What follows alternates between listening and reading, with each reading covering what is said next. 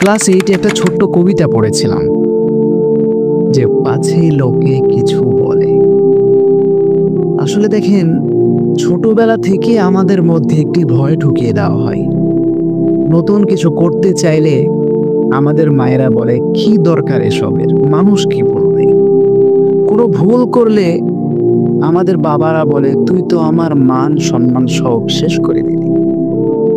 আর চারপাশে তো বিনা বেতনের সাংবাদিক আছে, তারা আপনার এই সংবাদটা মুহূর্তের মধ্যে পুরো মহল্লার মধ্যে ছড়িয়ে দেয়।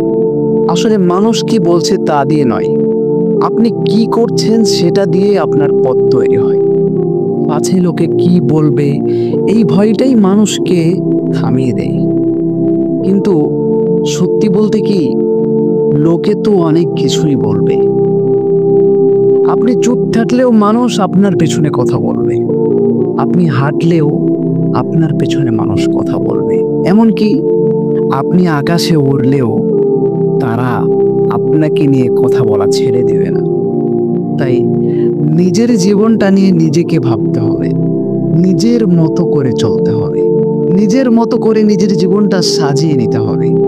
কারণ যারা ভাবে মানুষ কি বলবে, মানুষ কি ভাববে, মানুষ কি মনে করবে, তারা কখনোই না নিজের মতো করে জীবনে কিছু করতে পারে না।